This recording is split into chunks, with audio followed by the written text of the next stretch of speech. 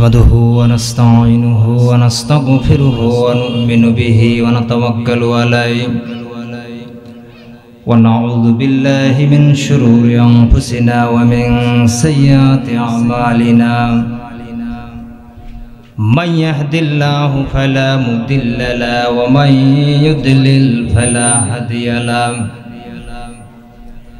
نشهد أن لا إله إلا الله وحده لا شريك له ونشهد أن محمدا عبده ورسوله فقد قال الله تعالى في كلامه المجيد وفي فرقان الحميد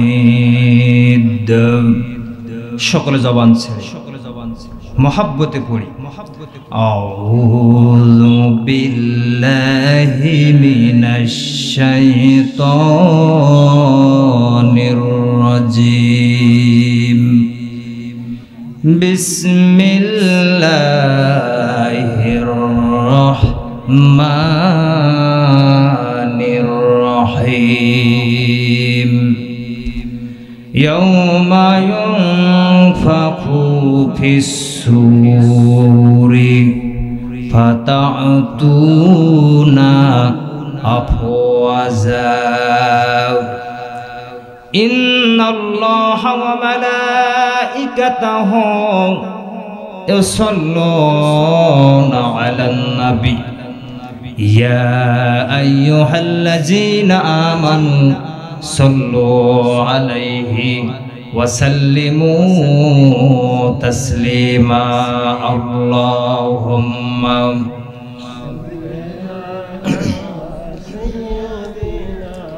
مولانا محمد وعلى علي سيدنا দুনিয়া থাকার জায়গা নয় দুনিয়া থাকার জায়গা নয় রে দুনিয়া দুনিয়া থাকার জায়গা নয় নাকির কাছে জীবন তোমার মরণ ঘাড়ের পিছে পরাণ পাখি দিলে ফাঁকি সবই তোমার মিশে নাকের কাছে জীবন তোমার মরণ ঘাড়ের পিছে পরাণ পাখি দিলে ফাঁকি সবই তোমার মিশে চোখ বুঝিলে একবার তোমার চোখ বুঝিলে একবার তোমার আর তো ফিরবা না দুনিয়া থাকার জায়গা না দুনিয়া থাকার জায়গা না রে দুনিয়া দুনিয়া থাকার জায়গা নয় আলহামদুলিল্লাহ শিকারপুর মন্ডল পাড়া যাবে মসজিদের উদ্যোগে ঐতিহাসিক তাফসীরুল কোরআন মাহফিলের সুযোগ্য সম্মানিত সভাপতি জনাব মাওলানা আব্দুর রউফ সান মিয়া খতিব ফুলচৌকি জামে মসজিদ আল্লাহ পাক সভাপতিকে হায়াতে তাইয়্যিবা সেহাতে কুল্লিয়া দান করুক সকলে বলছি আল্লাহুম্মা আমিন আজ সহসভাপতি হিসেবে আছেন জনাব মোহাম্মদ সাজিদুর রহমান তুহিন সাবেক ইউপি সদস্য ৪ নং ওয়ার্ড ৯ নং মঈনপুর ইউনিয়ন মিঠাপুকুর আল্লাহ পাক সহসভাপতিকে কোরআনের খিদমতে কবুল করুক বলছি আল্লাহুম্মা আমিন আজকের মাহফিলের সম্মানিত প্রধান অতিথি জনাব মুকসিদুল আলম মুকুল আলহাজ মুস্তাফিজুর রহমান বিশেষ অতিথি জনাব আমিরুল ইসলাম সভাপতি বাংলাদেশ জামাত ইসলামী ৯ নং মঈনপুর ইউনিয়ন অসংখ্য নাম আছে, পড়া না পড়াই বেশি ভালো হয়, কারণ সময় যেতে পারে। সকলের জন্য দোয়া করেছি আল্লাহ পাক সকলকে কোরআনের জন্য, ইসলামের জন্য কবুল করুক, বলছি আল্লাহুম্মা আমিন। আমার আগে কথা বলেছেন আপনাদের অত্র জামে মসজিদের সম্মানিত সাবেক খতিব শ্রদ্ধাভাজন বড় ভাই মাওলানা মুজাহিদুল ইসলাম মুজাহিদ কথা বলবেন দক্ষিণবঙ্গের তরুণ উদীয়মান আলোচক, মিডিয়া ব্যক্তিত্ব যারা মাওলানা আফজাল হোসেন জিহাদি সাতক্ষীরা প্রিয় ভাই রওনা দিয়েছেন। অল্প কিছুক্ষণের ভিতরে এসে যাবেন। আল্লাহ পাক প্রিয় ভাইকে কোরআনের জন্য কবুল করুক, বলছে আল্লাহুম্মা আমিন। ভূমিকায় কোনো কথা নয়, আমার হাতে যে কিতাবটা দেখা যাচ্ছে কিতাবটার নাম কি? আওয়াজ কিন্তু হয় নাই। কিতাবটার নাম কি?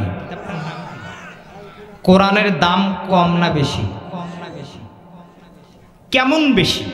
উদাহরণ যদি দিতে চাই 2-1 মিনিটের ভিতরে ভূমিকার সারসংক্ষেপ হিসাবে 2-1 মিনিটের ভিতরে আমি বলার চেষ্টা করব। সর্বপ্রথম মহান আল্লাহ পাকের দরবারে শুকরিয়া জ্ঞাপন করছি যে আল্লাহ রাব্বুল আলামিন আজকে আমাদেরকে দিনের বেলায় শত ব্যস্ততার মধ্য দিয়েও কাজকর্মের মধ্যেও কোরআনের মাহফিল আসবার বসবার আমার মতো গুনাহগারের কিছু কথা শুনবার তৌফিক দান করেছেন। আল্লাহ পাকের দরবারে শুকরিয়া আদায় করেছি, বলছি আলহামদুলিল্লাহ। দরুদ ও সালাম বিশ্ব মানবতার মুক্তির দিশারি, যিনি ছিলেন শর্তের সাধক, কর্তব্যের মহান বাহক, যার আদর্শ ব্যতিরেকে পৃথিবীতে শান্তি আসেনি, ভবিষ্যতে আসবে না, সেই নবীজির শানে বাঙালি জবান থেকে দরুদ এবং সালাম পড়ছি সাল্লাল্লাহু আলাইহি সাল্লাম। সম্মানিত হাজিরিন,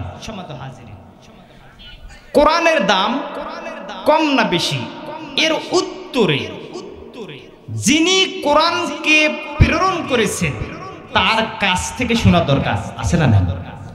কথা মনে রাখবেন, খুব সুন্দর করে শুনবেন। একদিন জিবরাইল আমিন নবীজিকে বলছেন, ইয়া রাসূলুল্লাহ বলেন তো আমি জিবরাইল লক্ষ কোটি কোটি ফেরেশতাদের ভিতরে লিডার কেন? বলেন সুবহানাল্লাহ। আমার নবীজি জিবরাইল আলাইহিস সালামকে ডাক দিয়ে বলেন, জিবরাইল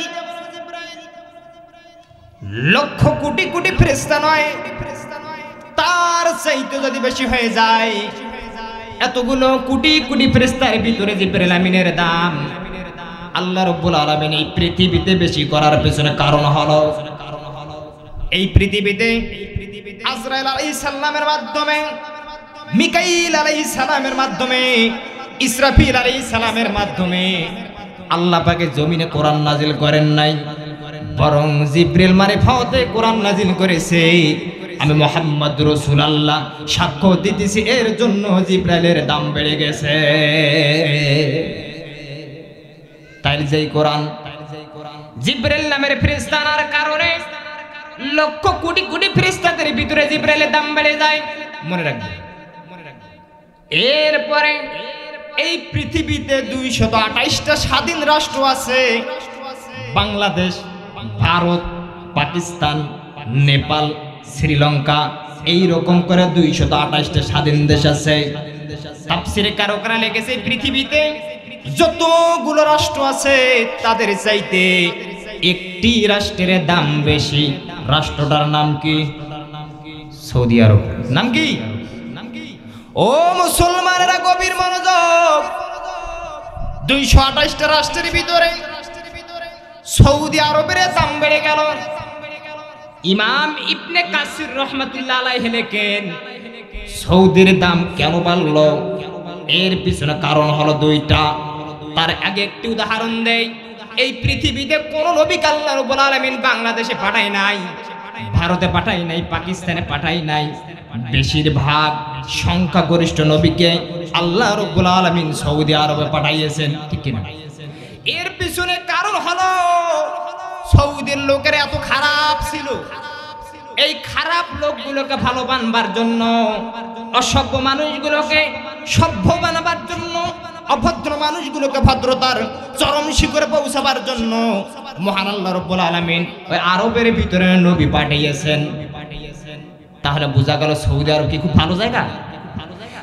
তাফসীরকারও করে লিখেছেন যদিও খারাপ জায়গা ছিল মক্কা আর মদিনার কারণে দাম বেড়ে গেছে। সুবহানাল্লাহ। কেন?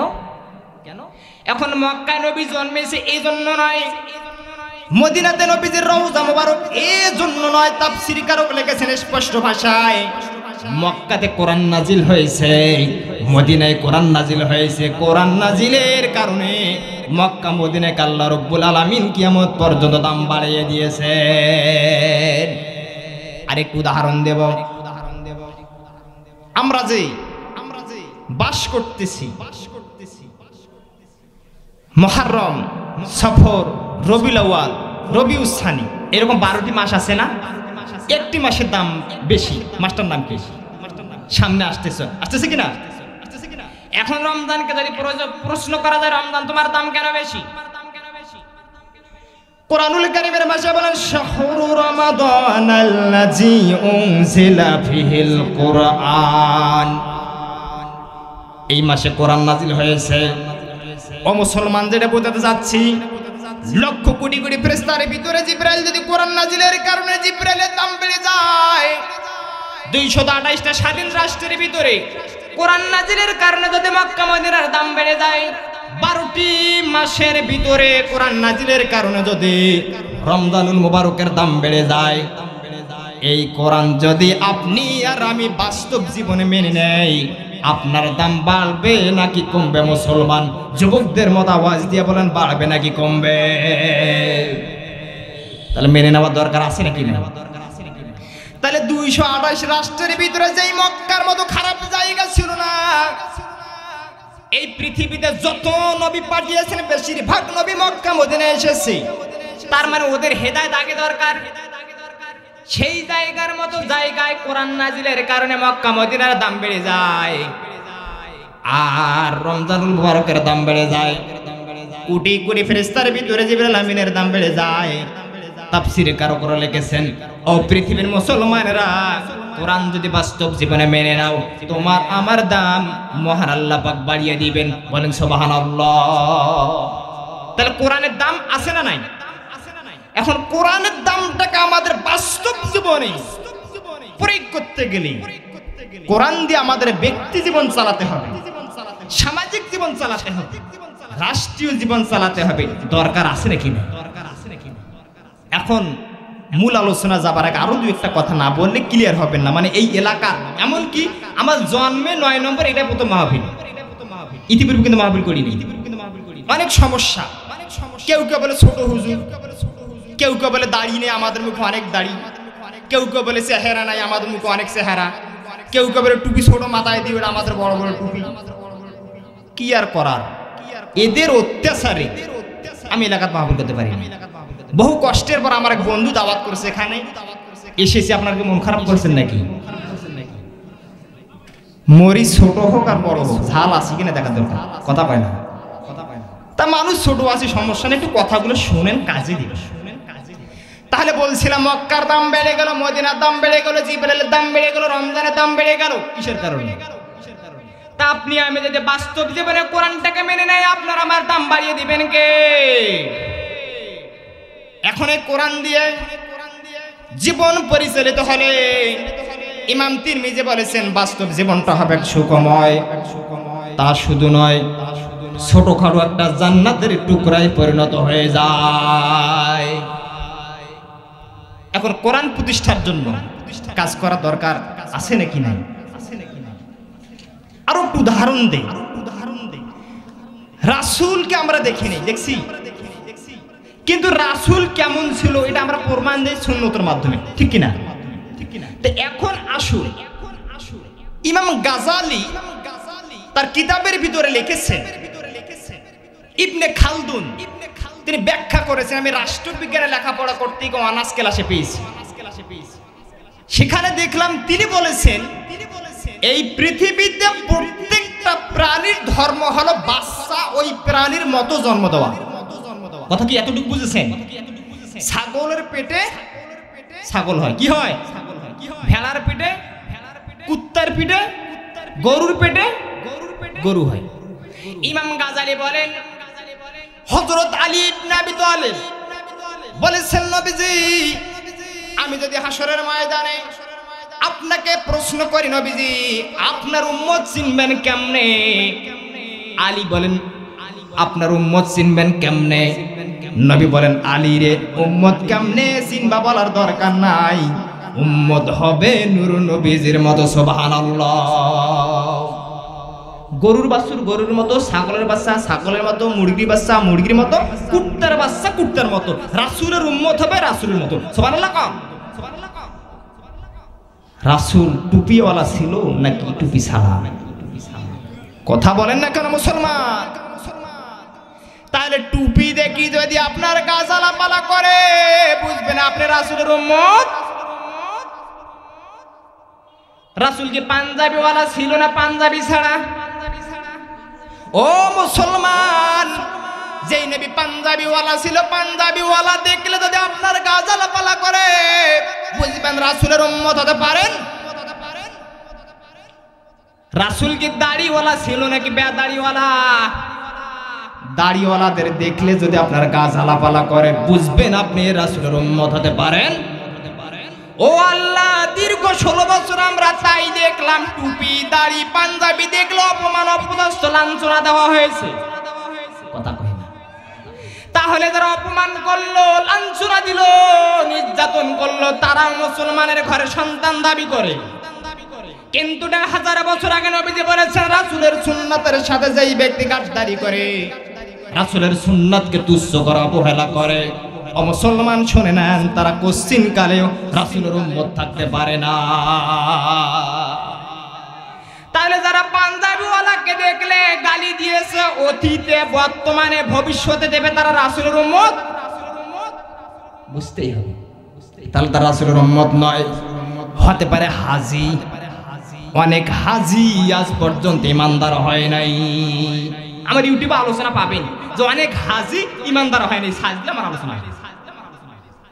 অনেক নামাজি পর্যন্ত ইমানদার হয় নাই, অনেক রোজাদার পর্যন্ত ইমানদার হয় নাই, অনেক মসজিদ কমিটির সভাপতি পর্যন্ত ইমানদার হয় নাই। কারণ হলো মসজিদের সভাপতির দায়িত্ব পেয়েছে ঠিকই, কিন্তু ইমাম সাহেবকে অ্যাঙ্গেলে বাঁশ দেয়, আছে নাকি নাই? ও আল্লাহ, এই বয়সে আমার ইমামতির বয়স 11 নম্বর মসজিদ, 10টা খাসি, হায় হায় হায়, 11 নম্বর মসজিদে ইমামতি করতেছে, এইটাতে সবচেয়ে বেশি হলো 2 বছর। আর থাকবে কিনা জানি না।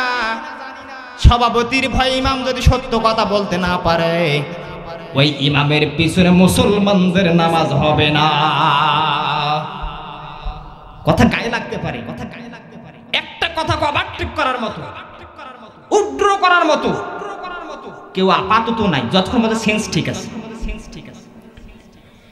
যে ইমাম সভাপতির কথা অনুযায়ী হক কথাগুলো এড়িয়ে চলে, বুঝবেন ওই ইমামের পিছনে সাধারণ মুসল্লি নামাজ হবে না, মুনাফিকের হবে, ফাসিকের হবে। বুঝতে হবে। তাহলে কোরআন নাজিলের কারণে মক্কা মদিনার দাম বেড়ে গেল, জিবরাইলের দাম বেড়ে গেল, রমজানুল মুবারকের দাম বেড়ে গেল, কিন্তু কোরআন আছে আপনার ঘরে ঘরে, মসজিদে মসজিদে, খানকায় খানকায় মুসলমান, কিন্তু আপনার আমার দাম বাড়ে না, বরং লাঞ্ছনা অপমানিত হওয়া লাগে। বুঝতে হবে। তাহলে কোরআন নাজিলের কেন দাম বাড়ে? কোরআন আছে ঘরে ঘরে, কোরআন আছে মাদ্রাসায়, কোরআন আছে খানকায়, কিন্তু দাম বাড়লো না, দাম কমে, লাঞ্ছনা অপমাননা। যাই এবার কোরআন মুখস্থ করে, যাই এবার কোরআনের কথা বলে, তাকে গ্রেফতার করে রিমান্ডে নেওয়া হয়। জালিমেরা মনে করেছিল এই কোরআন দিয়ে যদি সমাজ চলে, আপনার আমার নেতৃত্ব থাকবে না। কি করা দরকার? ইসলামী ব্যাংকটাকে দখলে নাও। ইসলামী ব্যাংকটাকে তারা দখলে মনে করেছিল, ইসলামী ব্যাংক দখল করে নিলেই মনে হয় ইসলামী আন্দোলন দমে যাবে। গেছে, আওয়াজ কিন্তু হচ্ছে না। গেছে।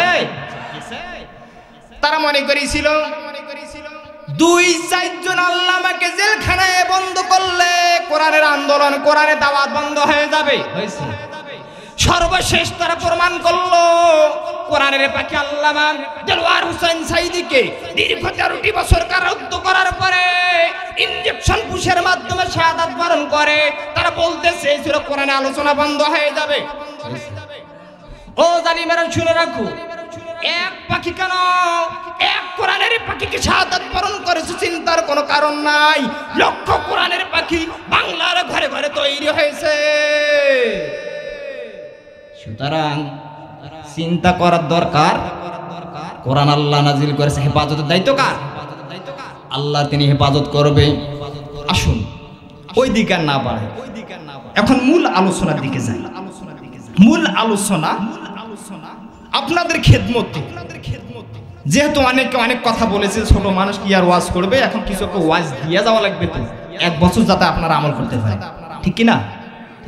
কারণ ছোট মানুষের ওয়াজ আর আছে ভাই, এক বছর ধরে যেন আপনারা আমল করেন, সেই ওয়াজ আজকে দিয়ে যাবে। আল্লাহ যেন তৌফিক দান করে, জোরে বলেন আমিন। সে কথাটুকু হলো তাফসীর ইবনে কাসির থেকে আলোচনা করব, বাইজাবি থেকে আলোচনা করব, তাফহিমুল কোরআন থেকে আলোচনা করব। আপনাদের খেদমত আমি 12টা তাফসীর 4 দিন যাবত ঘেঁটে একটা আলোচনা নোট করেছি। সুবহানাল্লাহ বলেন সকলে। এর শানে কিছু কথা বলবো, আল্লাহ পাক যেন তৌফিক দান করেন, জোরে বলেন আল্লাহুম্মা আমিন। আমার বলার মতো আপনাদেরকে কিছু শেখানোর মতো যোগ্যতা, সাহস, শক্তি নাই। বলার, শেখানোর যোগ্যতা, সাহস দানের মালিক তার কাছে আমি তৌফিক ভিক্ষা চাচ্ছি। তিনি যেন তার এই বান্দাদের সামনে, জান্নাতি মানুষদের সামনে কিছু কথা বলবার, বাস্তব জীবনে আমল করবার তৌফিক দান করেন। সকলে আমার জন্য একটু দোয়া করুন, বলে আল্লাহুম্মা আমিন। এর জ্ঞান তো আমার নাই, তারপরেও কিছু বলার চেষ্টা করছি। আল্লাহ পাক বলেছেন, ইয়াউমা ইউনফাখু ফিস-সূরি ফাতাতুনা আফওয়াজা। ইয়াউমা মানে আছে সেই দিন। কোন দিন? কিয়ামত। কোন দিন? ইয়াউমা ইউনফাখু, যেদিন নাফখা থেকে এসেছে, ফুৎকার দেওয়া হবে সিংগাতে। আপনারা জানেন পৃথিবীটাকে ধ্বংস করবার জন্য আল্লাহ রাব্বুল আলামিন জল কামান ব্যবহার করবেন না, শুধুমাত্র ইসরাফিল আলাইহিস সালামকে দায়িত্ব দিবেন, সিংহা ফুৎকার দাও, এক ফুৎকার দিবে, গোটা পৃথিবী শূন্য বিচূর্ণ হয়ে যাবে। আল্লাহু আকবার বলবেন। আল্লাহ পাক বলেন, সেই দিন যেদিন সিংহায় ফুৎকার দেওয়া হবে, ফিস-সূরি, বিভিন্ন শুরুতে, বিভিন্ন আকৃতিতে, ফাতাতুনা আফওয়াজা, বিভিন্ন আকৃতিতে দলে দলে মানুষগুলো হাসরের ময়দানে সমবেত হবে। আল্লাহু আকবার। তাহলে এই আয়াতের ভিতরে আল্লাহ পাক কি বুঝাইছেন? আয়াতের শব্দ মাত্র কয়েকটা। একটা আছে ইয়াউমা ইউনফাকু ফিস-সূরি ফাতাতুনা আফওয়াজা। এই আয়াতের ব্যাখ্যা যদি করি, আপনারা 1 বছর যাবত আমল করতে পারবেন না। 1 বছর যাবত। তা আল্লাহ পাক বলেছেন, যেদিন সিংহায় ফুৎকার দেওয়া হবে, সেদিন মানুষ দলে দলে, কাতারে কাতারে, সারি সারি হাসরের ময়দানে উপস্থিত হবে।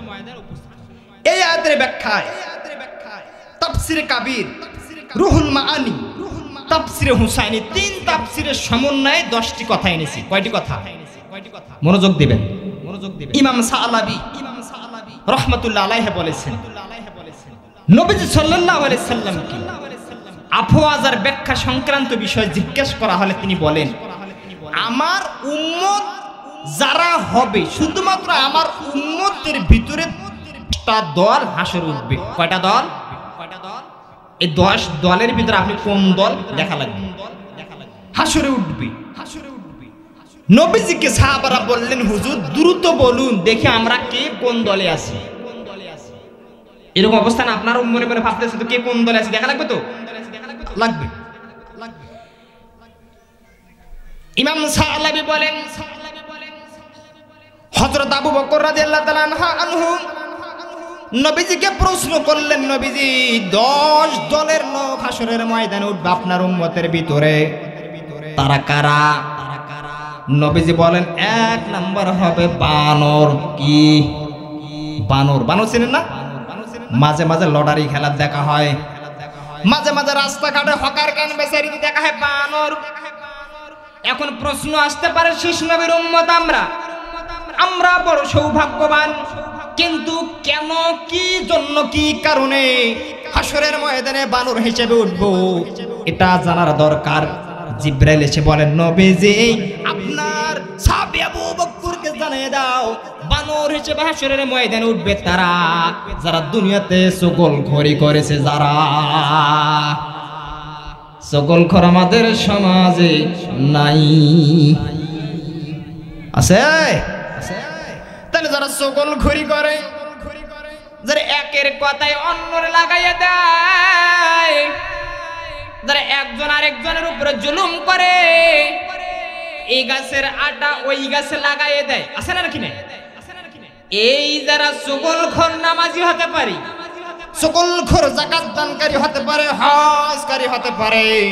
হযরত আবু বকর বলেছেন, নূর নবীজি বলেছেন, যারা চগলখড়ি করবে আমার উম্মতের ভিতরে এরা হাসরের ময়দানে বানরের আকৃতি নিয়ে উঠবে। কিসের আকৃতি? মনে থাকবে। এক, দুই নাম্বার শুকুর। শুকুর চেনেন না? বুনু শুয়ার, কচু খাওয়া শুয়োর, চিনি কি না? ক্লিয়ার।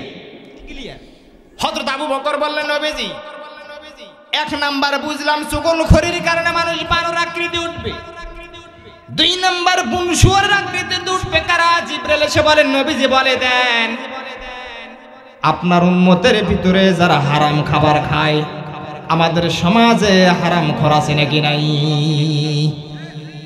হারাম খাবার খায়, এরা যাবে, এরা হবে শুকুরের আকৃতি। এখন হারাম কি জানা দরকার আছে না নাই?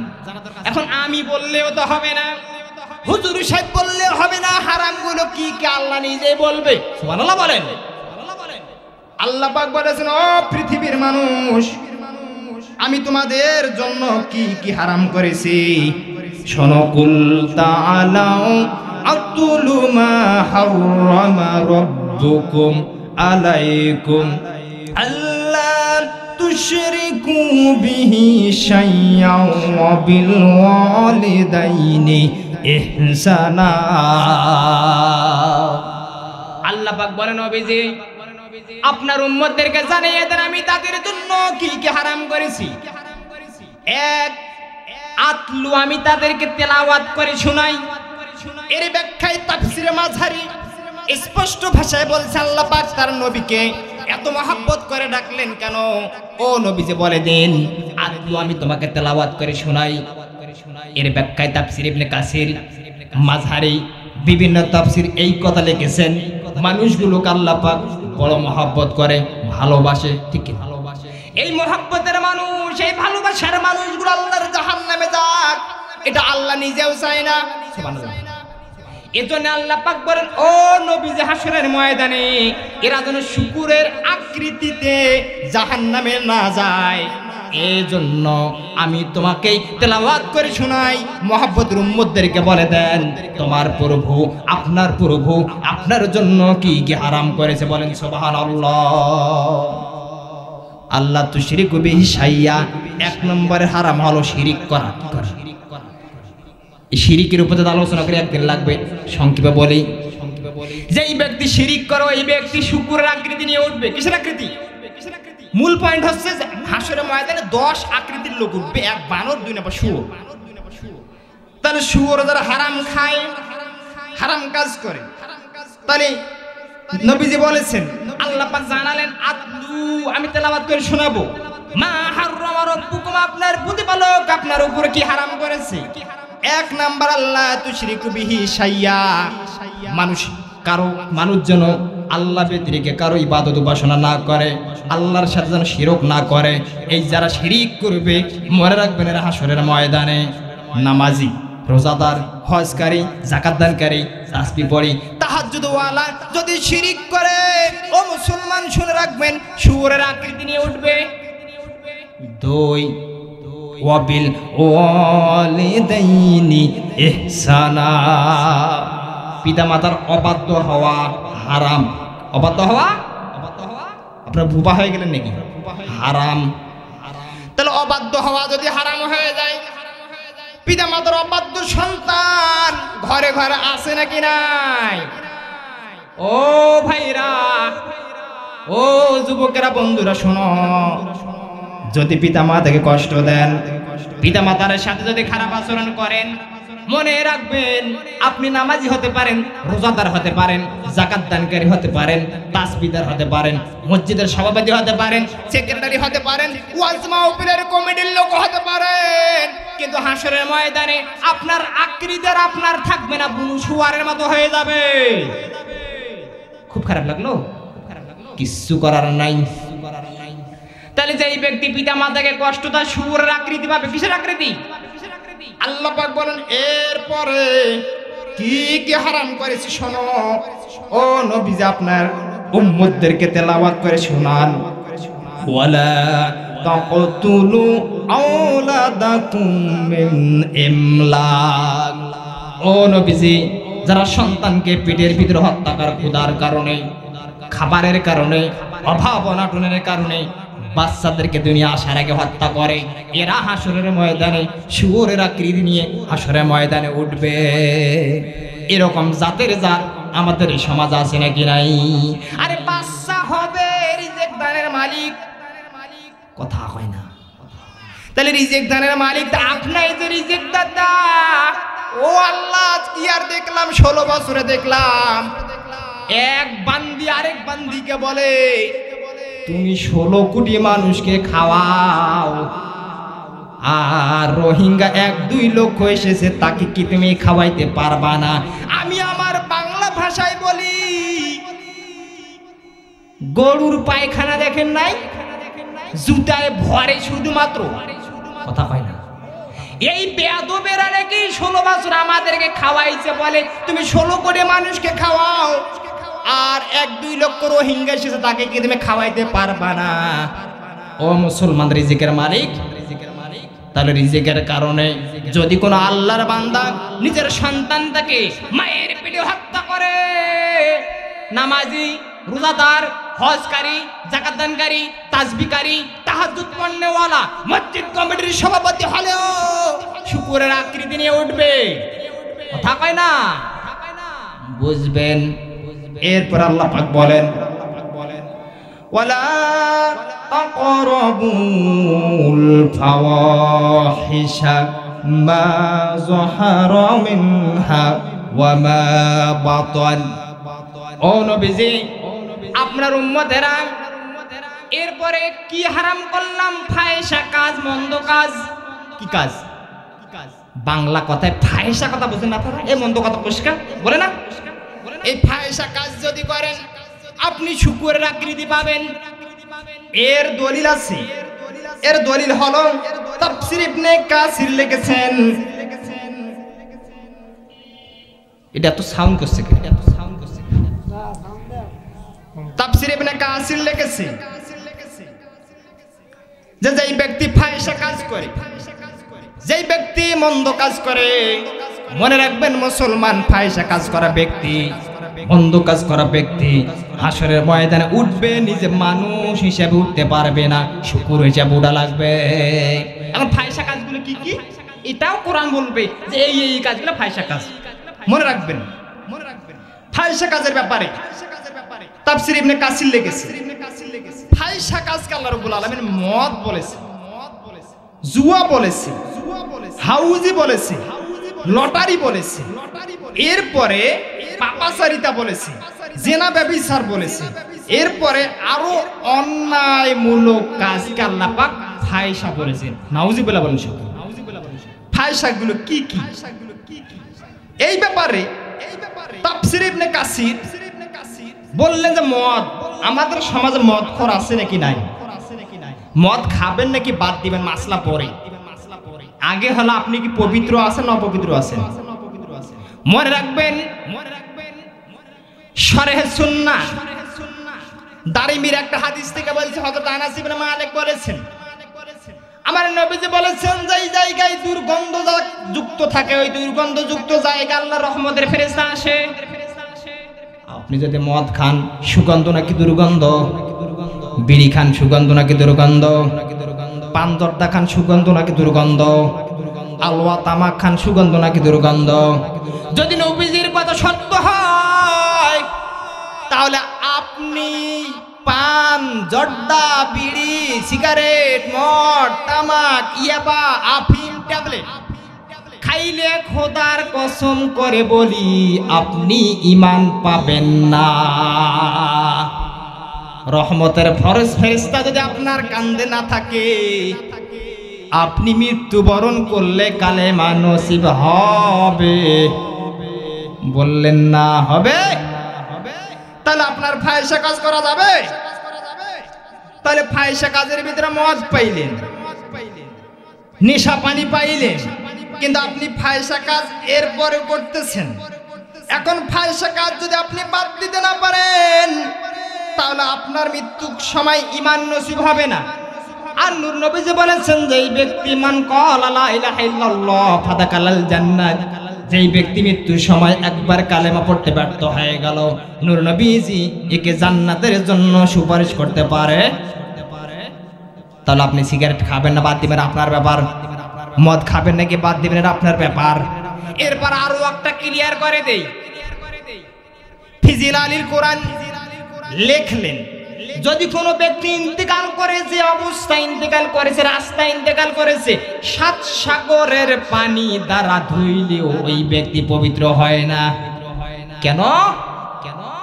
এজন্যই আবু বকর রাদিয়াল্লাহু তাআলা আনহুর একটা হাদিস বলছি, ইমাম বুখারী লিখেছেন, যদি কোনো ব্যক্তি নিজেকে পরহেজগার দাবি করে, নিজেকে আল্লাহওয়ালা দাবি করতে চায়, সে যেন রাত্রি বেলায় উযু অবস্থায় ঘুমায়। কি অবস্থায়? আমল কি অবস্থায়? কেন? ওই দিকে একটা বললাম, আনাস বলেছে, যদি কোনো আল্লাহর বান্দা নাপাক অবস্থায় থেকে, দুর্গন্ধ অবস্থায় থাকে, আল্লাহ পাক তার কাছে রহমতের ফেরেশতা পাঠায় না।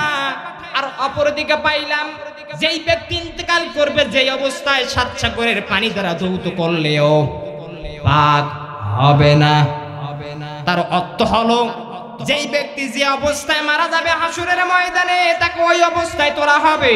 এই পৃথিবীর যতগুলো ইমাম আছে, বেশিরভাগ ইমাম এই কথার উপরে একমত, যেই ব্যক্তি যে অবস্থায় মৃত্যুবরণ করবে ওই অবস্থায় হাসরের ময়দানে উঠবে। আপনি জিনা করতে করতে মারা গেলেন, আপনাকে যদি আতর দিয়ে কেন, সুগন্ধ দিয়ে কেন, তেল দিয়ে কেন, দুধ দিয়ে কেন, যদি এর চাইতে পবিত্র কোন জিনিস দিয়ে গোসল করা হয়, তাবরানীর হাদিস হলো 7 সাগরের পানিতে ধৌত করলেও আপনি হাসরের ময়দানে পবিত্র হিসেবে উঠবেন না।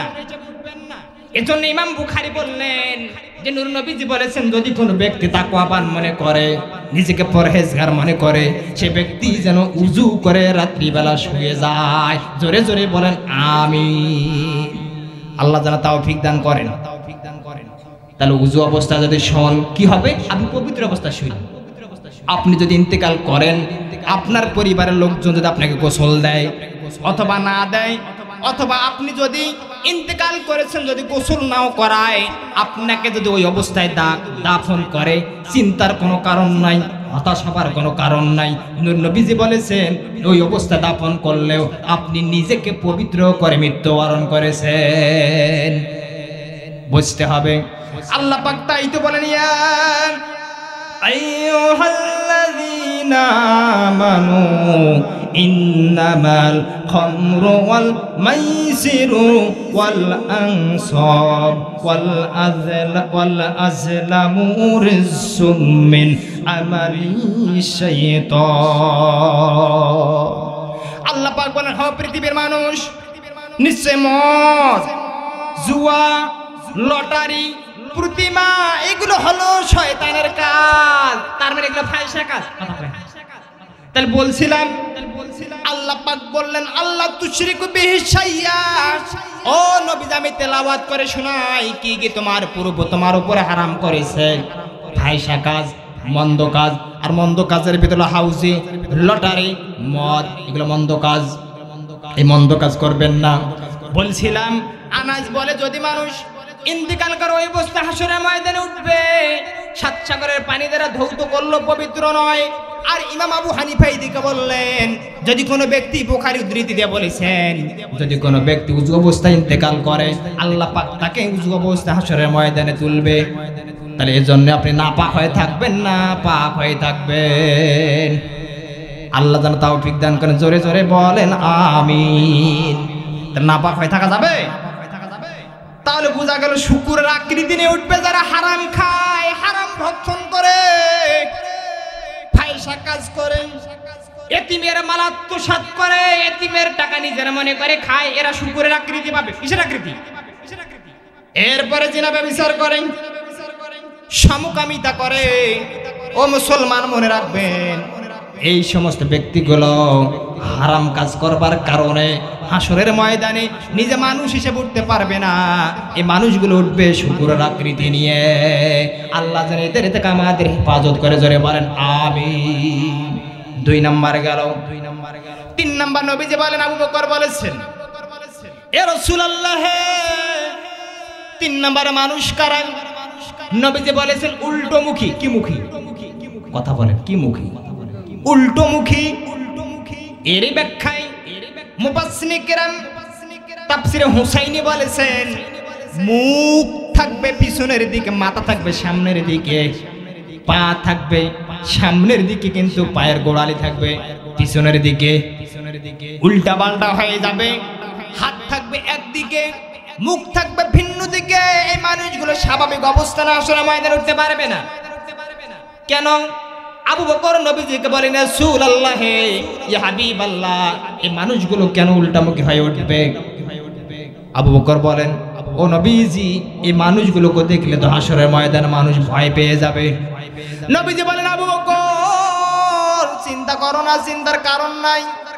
যদি এই মানুষগুলো উল্টামুখী হয়ে উঠে, কিন্তু সকলেই জানবে রাত দুনিয়াতে সুদ আর ঘুষ খেয়েছে।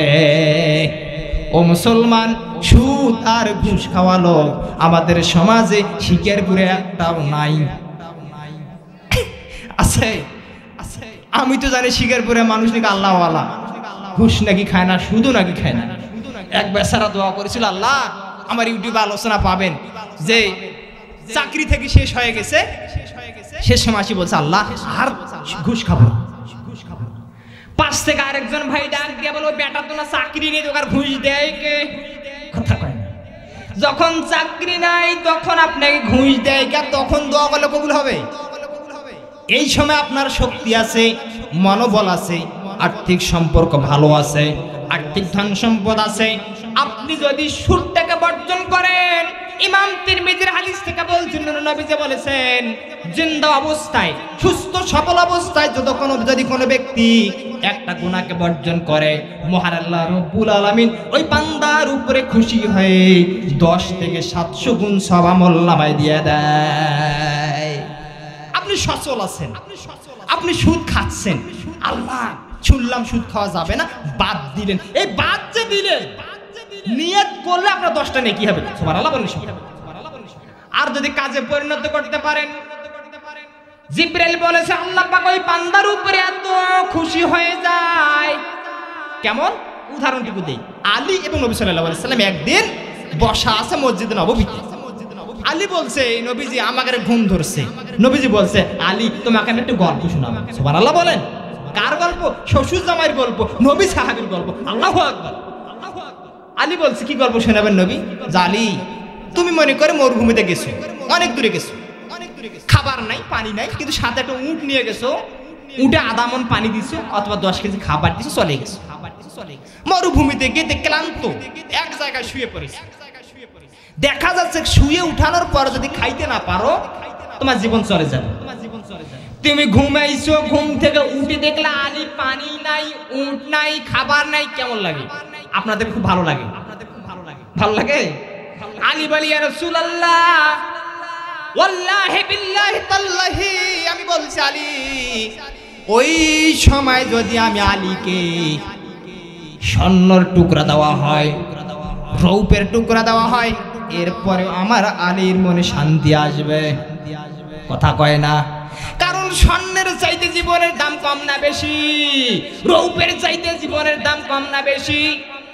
রৌপ দিয়ে কি করবা? স্বর্ণ দিয়ে কি করবা? খাবারের জন্য আমার জীবন চলে যাবে, পানির জন্য আমার জীবন চলে যাবে, আমার লাশটা যে বাড়ি যাবে এর জন্য উটটাও লাগবে, উটটাও নাই, উট নাই, পানি নাই, খাবার নাই, বড় কষ্ট হবে। বড় পেরেশানি হবে। মহান আল্লাহ পাক বলেন, ইয়া রাসূলুল্লাহ, আলীকে বলো যখন কোন আল্লাহর বান্দা নাফরমানি করে, গুনাহ করে, সুদ খায়, ঘুষ খায়, অন্যায় করে, হারাম গুনাহ করে, মহান আল্লাহ রাব্বুল আলামিন ওই বান্দাকে হেদায়েতের পথে আনবার জন্য উট হারা ব্যক্তি যেমন উট হারালে ছটপটানি শুরু হয়ে যায়, মহান আল্লাহ পাক ওই বান্দার জন্য নিজেকে পেরেশানি বোধ করে। বলেন সুবহানাল্লাহ। কত মহব্বত, কত ভালোবাসা, কত ভালোবাসেন আমার আল্লাহ। আল্লাহু আকবার। উট হারাইছে, আপনি ছটপটানি শুরু করছেন, আপনি গুনাহ করেছেন, অন্যায় করেছেন, পাপ করেছেন, জুলুম করেছেন, আল্লাহ পাক আপনাকে হেদায়েত দেবার জন্য আল্লাহ ওইরকম ছটপট। এরপর আলী বলেন, নবীজি ওই অবস্থায় থাকলাম, তারপরে আমি হঠাৎ করে যদি দেখি উট এসেছে, খাবার এসেছে, পানি এসেছে, আলী বলেন, নবীজি এর চাইতে আনন্দময় জায়গা আর কিছু থাকতে পারে? নবীজি বলেন, আলী রে, উট হারা ব্যক্তি উট পেলে যেমন খুশি হয়ে যায়, মহান আল্লাহ রাব্বুল আলামিন হেদায়েত শূন্য ব্যক্তি যদি হেদায়েতের পথে এসে যায়, হারাম কাজ করা, হারাম গুনাহ করা ব্যক্তি যদি আল্লাহর পথে এসে যায়, সুদ খাওয়া ব্যক্তি সুদ বর্জন করে যদি হেদায়েতের আলোতে এসে যায়, ঘুষ বর্জন করে যদি আল্লাহর ভয়ের দিকে মানুষ এসে যায়, মহান আল্লাহ রাব্বুল আলামিন ওই ব্যক্তির উপরে উট হারা ব্যক্তি উট পেলে যেমন খুশি হয়ে যায়, ওই রকম খুশি হয়ে যায়। বলেন সুবহানাল্লাহ। তাহলে সুদ বর্জন করা যাবে না? সুদ খান কারা? যদি হাত তুলবার কই, অনেকে হাত তুলে বসে থাকবে। গত বছর, এই বছরের প্রথমের দিকে এক জায়গায় ওয়াজে গেছিলাম, সুদের ওয়াজ খুব ভালো চলছে, পেছন থেকে এরকম করে আবার টান দিছে, হুজুর সুদের ওয়াজ করবেন, জানেন না আমি এলাকার নেতা, বাড়ি যেতে পারবেন না। কেন? যে আপনাকে বাড়িতে গেলে ব্যারিকেড দিবে, আর যদিও পিছলা পিছলি করে বাড়ি যান টাকা পাবেন না। কথা কয় না। এখন কমিটির লোক এসে বলছে যে ভাই, যে সুদ করে কথা বলতেছেন, এই সুদ করে হচ্ছে প্রধান অতিথি, যে আপনি স্টেজ থেকে নামার পরে যে 10,000 টাকা বা 20,000 টাকা দেওয়া লাগবে, এই সুদ করে নিজে দিবে। আল্লাহ নিজের ওয়াজ নিজে গায়ের উপর দিয়ে গেছে, কিচ্ছু করার নাই। তাহলে যারা সুদ খায় এরা শুকুরের আকৃতি পাবে, যারা ঘুষ খায় এরা শুকুরের আকৃতি পাবে। সুতরাং সুদ ঘুষ বর্জন করা দরকার আছে নাকি নাই? আর মানুষ হিসাবে আপনি আমি জান্নাতে যাবো নাকি জাহান্নামে যাবো, কিন্তু শুকুরের আকৃতি উঠবো, এটা কেমন কথা? গেল উল্টামুখী মানুষ, হাসরবাসীরা তাদেরকে দেখে ভয় করবে, মাথা একদিকে, মুখ আরেকদিকে, হাত একদিকে, পা ভিন্ন দিকে। এরা কেমন মানুষ? কেমন আজব মানুষ, এটাকে আজব কারবার নাকি? নবীজি বলেন, এরা দুনিয়াতে সুদ খেয়েছে আর ঘুষ খেয়েছে। ঘুষ নেবার সময় দেখবেন হুজুর নেন নেন, মাথা তলপাক করে নেয়, কথা কয় না? যখন মাথা তলপাক করি নেয়, মাথা নিচু করে নেয়, লজ্জা করে, শরম করে, এর জন্য মুখ খুলে না, কথা বলে না কেন? এই লজ্জাটাকে আল্লাহ পাক বলেছেন, এই লজ্জা করিস বেটা দুনিয়ায়, হাসরের ময়দানে মুখটাকে সামনে দেখাতে পারবা না। খুব গায়ে লাগলো, মনে হয় কিছু করার নাই। ও মুসলমানেরা, হযরত আলী বলেন, আবু বকরের পরে জিজ্ঞেস করলেন, রাসূলুল্লাহ 3 নম্বরে উল্টামুখী মানুষ, তাহলে আমি তাদেরকে বলবো, ও সাহাবায়ে কেরাম, সুদ খাবে না, ঘুষ খাবে না, কারণ এই লজ্জাকর পরিবেশ হাসরের ময়দানে সহ্য হবার মতো নয়। সুতরাং এই পরিবেশে যারা উঠতে চান না, তারা দুনিয়াতে সুদ আর ঘুষ বর্জন করার দরকার আছে নাকি নাই? ও মুসলমানেরা, এরপরে হযরত আবু বকর বলেন, আমি নবীজিকে প্রশ্ন করলাম, আফওয়াজের ব্যাখ্যায় 4 নম্বর উঠবে কারণ? নবীজি বললেন, অন্ধ। কি কথা বন্ধ করলেন কেন? জোরে বলেন। আবু বকর বলেন, নবী এরা কি দুনিয়াতে অন্ধ ছিল নাকি? বলেন না, এরা দুনিয়াতে কি এক চোখে সমস্যা ছিল, আরেক চোখ আল্লাহ নষ্ট করে দিয়েছে? বলেন না। বলেন কেন? ও আবু বকর, এরা দুনিয়ার সাধারণ করে ব্যক্তি ছিল না, তাদের কাছে অন্ধ দেখতেছে। এরা দুনিয়াতে ছিল বিচারক, যারা ন্যায় বিচার করে নাই। ন্যায় বিচার না করার বিচারক আমাদের দেশে আছে কিনা কি নাই? 16 বছর আমরা দেখেছি সন্তানকে হত্যা করেছে জালিমেরা।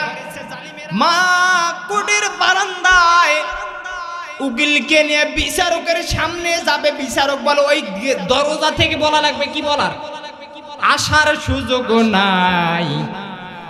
আর যদি বেশি কথা বলো বাড়ির সন্তানটাকে এনে 20 দিনের রিমান্ড।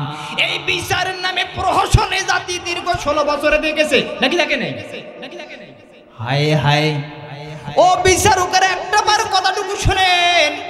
নূর নবী যে বলেছেন, আবু বকর বলেছেন 4 নম্বরে ব্যক্তি হবে অন্ধ, যারা দুনিয়াতে ন্যায় বিচার করে নাই, অন্যায় করেছে সামান্য টাকার লোভে, ভালো ভালো মানুষগুলোকে খারাপ বানিয়েছে, খারাপ খারাপ মানুষগুলোকে ভালোর সার্টিফিকেট দিয়েছে, মানুষ খনি মানুষগুলোকে অযথা জামিন দিয়েছে।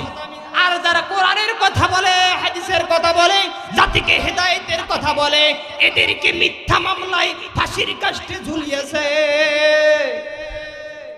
বুঝতে হবে এই অন্ধগুলো দুনিয়ার বিচারক। আবু বকর বলেন, নবীজি এই মানুষগুলো হাসরের ময়দানে এরপরে উঠতে থাকবে, অন্ধ দেখবে সবাই, তাদেরকে একটা গুতা দিয়ে যাবে। এই অন্ধ সব এদিকে তো অন্ধ আসে, আপনারা কি খুব গুরুত্ব দেন? হাসরের ময়দানে সবাই গুতা দিবে, আরেক জায়গায় পড়বে, আরেকটা গুতা দিবে, আরেক জায়গায় পড়বে। এমনি ভাবে যতদিন বিচার ফাইসালা হয় নাই, তাই জায়গায় 50,000 বছর সাধারণ মানুষের গুতা খাবে বিচারক। কে? বিচারক গুতা খাবে। তাহলে যারা অন্যায় করে বিচার করলো, আমরা দেখলাম কোরআনের পাখি সহ ইসলামী আন্দোলনের যারা কর্মী ছিল, এদেরকে মিথ্যা মামলায় দিয়া হত্যা করলো কিনা? এই বিচারকগুলো হাসরের ময়দানে অন্ধ হয়ে উঠবে। এর ব্যাখ্যায় 2 নাম্বার বলছি, শুধুমাত্র যে হাসরের ময়দানে অন্ধ হয়ে উঠবে তা নয়। আবু বকরের ব্যাখ্যায় ফাতহুল কাদির, আল্লামা ফখরুদ্দিন রাজি তাফসিরে কাবির, দুইটার সমন্বয় বলছি। তিনি বলেছেন এই বিচারকগুলো দুনিয়াতে মানুষের সামনে হবে লাঞ্ছিত, অপমানিত, যেটা প্রমাণ আমরা পেলাম কালামানিক। কথা কয় না, পার নাই, কলার পাতে শুয়েছিল। ও আল্লাহ এক ব্যক্তিকে বলেছিল যে ভাই শুধুমাত্র এই নৌকাখান দিয়ে ওই মাথা পার করে দেবে 1.5 কিলো রাস্তা, এই 1.5 কিলো রাস্তা পার করে দেবে 70,000 টাকা তুমি পাবা। ওই নৌকা আল্লাহ বলছে যে এই শয়তান গাছকে হাতে পাইছি, মাঝ রাতে নিয়ে 70,000 টাকা নিয়ে ঘুষির উপর ঘুষি, বলছে জীবন চাস নাকি পানি ফেলে দেবো। বলে ভাই যেখানে আসছিল ওইখানে রাখি দিবে। খেলাকার আরো জোরে আল্লাহ পাক বলেন যে এই ব্যক্তি দুনিয়া অন্ধ, ন্যায় বিচার করে নেই, হাসরের ময়দানে অন্ধ। তারপর মান দুনিয়াতে কালামানিক তার হারাইলো আন্দা, ঘুষিত নাকি বিসি বাইরে হয়ে গেছে। এর চাইতে লাঞ্ছনা, এর চাইতে অপমান।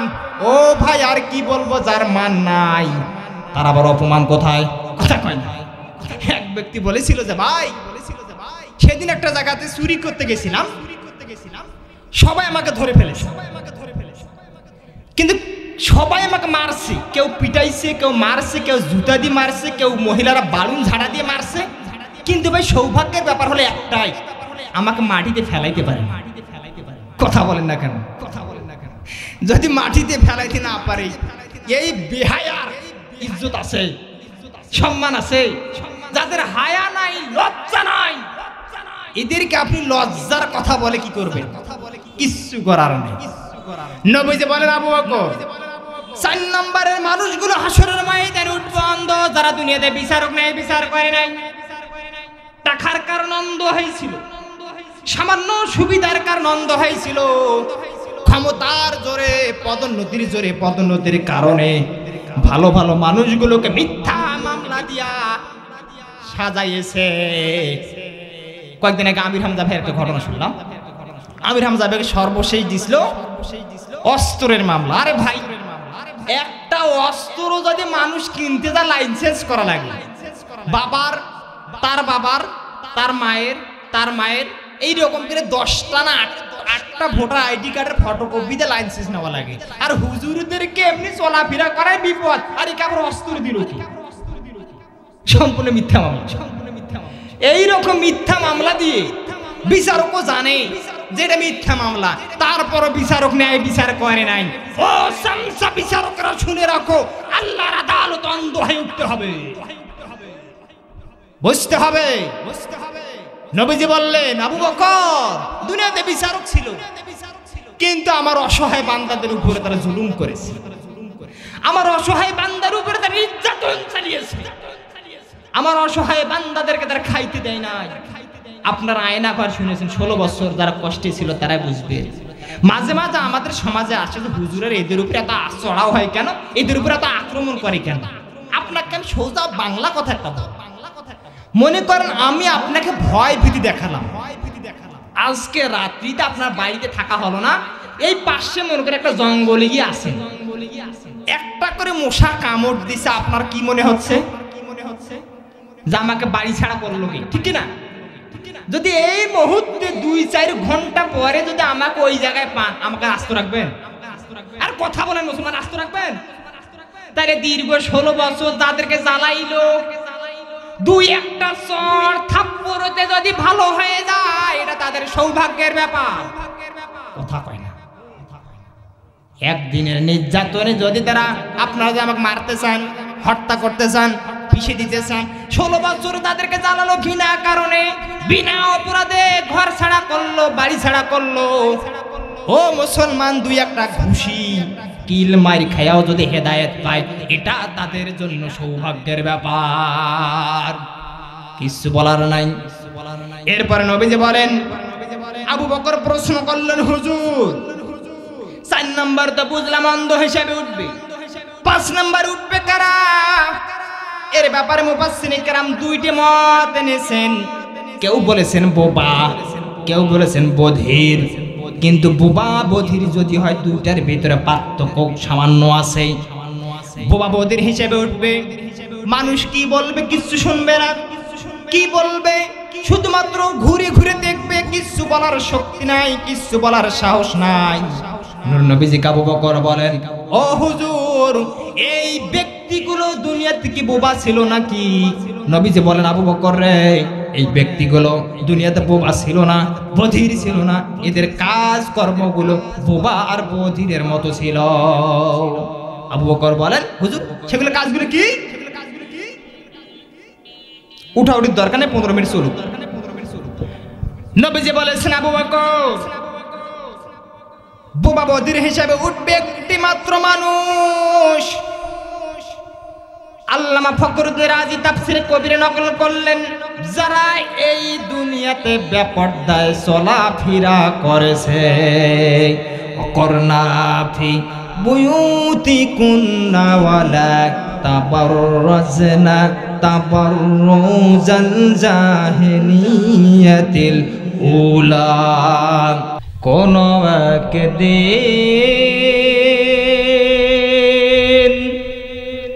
এদেশের আকাশে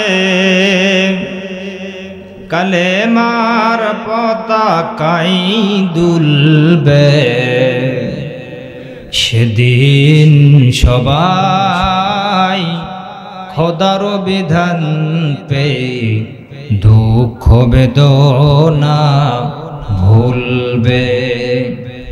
সেদিন আর রবে না হাহাকার, অন্যায় জুলুম অনাচার, থাকবে না ব্যভিচার দুর্নীতি কদাচার, সকলে শান্তিতে থাকবে। সেদিন সবাই খোদার বিধান পেয়ে দুঃখ বেদনা ভুলবে লা ইলাহা। কেউ জবান বন্ধ রাখবেন না, দাঁড়ানো বাইরে বসে যান, অযথা ঘোরাফেরা না করি। সামিয়ানার প্যান্ডেল এসে আপনার মূল্যবান আসনটুকু গ্রহণ করুন। জোরে লা ইলাহা লা ইলাহা লা ইলাহা ইল্লাল্লাহু মুহাম্মাদুর রাসূলুল্লাহ সাল্লাল্লাহু আলাইহি ওয়াসাল্লাম। তে নামাজের আগ পর্যন্ত যে কথাটুকু বলেছিলাম যে আফওয়াজের ব্যাখ্যায় ইমাম সালাবি লিখেছেন, হযরত আবু বকর রাদিয়াল্লাহু তাআলা আনহু নবীজিকে প্রশ্ন করেছিলেন আফওয়াজা দলে দলে। নবীজি বলেছিলেন যে আমার উম্মতদের কাতার শ্রেণী হবে 10টি, 10 কাতার। 1 নাম্বার বলেছিলাম বানর, 2 নাম্বার বলেছিলাম শুকুর, 3 নাম্বার বলেছিলাম উল্টোমুখী, 4 নাম্বার বলেছিলাম অন্ধ, 5 নাম্বারে গিয়ে থেমেছিল। হযরত আবু বকর বলেন, ইয়া রাসূলুল্লাহ, 5 নম্বর হাসরের ময়দানে উঠবে কারা?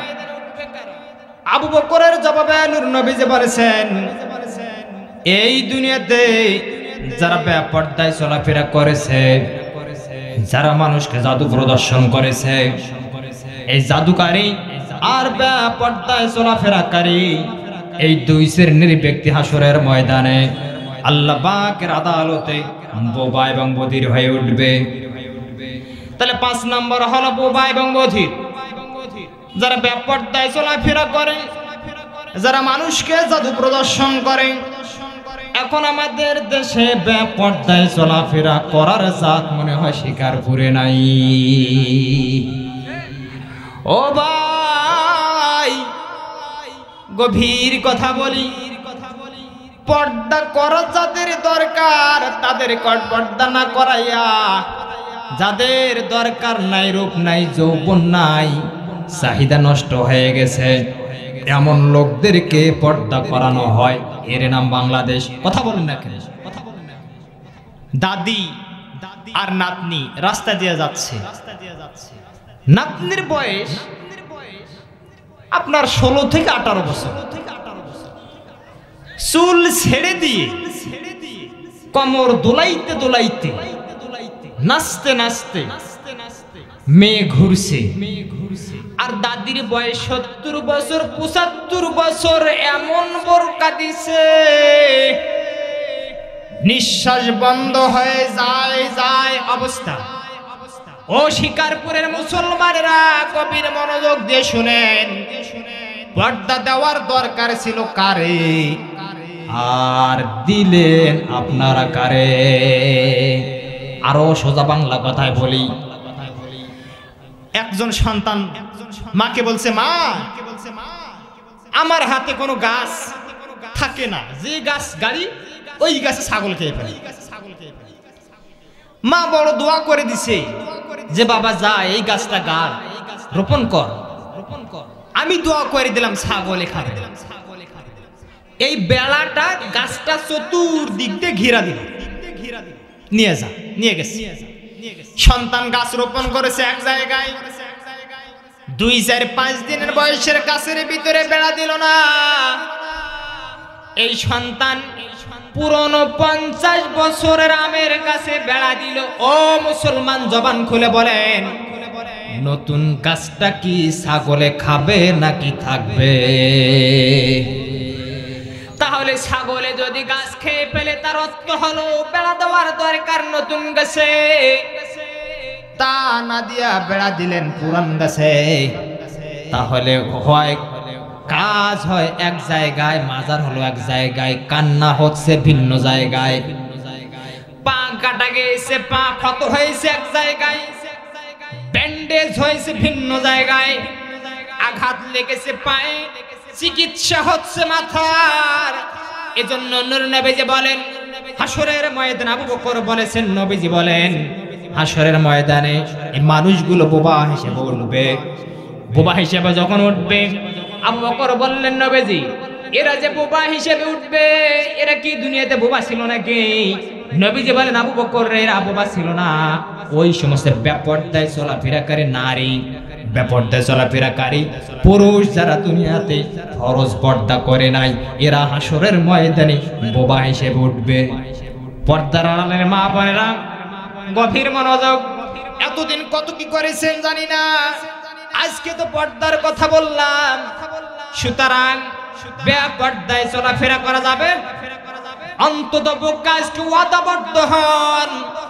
আর যতদিন বেঁচে থাকবো আল্লাহ আর বেপর্দায় চলাফেরা করব না। জোরে জোরে বলেন আল্লাহুম্মা আমিন। তাহলে যারা বেপর্দা চলাফেরা করবে বোবা হিসেবে। তারপরে জাদুগির যারা জাদু প্রদর্শন করে, খেলা করে, তামাশা দেখায়, আছে না, এরা বোবা হিসেবে। এখন এর মাঝে আরেকটি কথা না বললেই নয়। অনেক মা বোনেরা এসেছে, গভীর কথা বলছি। একজন মা একজন মহিলা যদি জাহান্নামে চলে যায়, ইমাম তিরমিজি লিখেছেন, বুখারীতে হাদিসটা এসেছে, দারিমি শরীফে এসেছে, সিয়াসিত্তার সকল কিতাবে হাদিস কারে এসেছে। নবীজি বলেছেন একজন মহিলা যদি জাহান্নামে চলে যায়, কমপক্ষে 4 জন পুরুষকে নিয়ে জাহান্নামে যাবে। কয়জন? আরো জোরে, জোর হলো না। তাহলে 4 জন পুরুষকে নিয়ে জাহান্নামে যাবে। এই কথা শুনে সাহাবারা কান্না শুরু করলেন।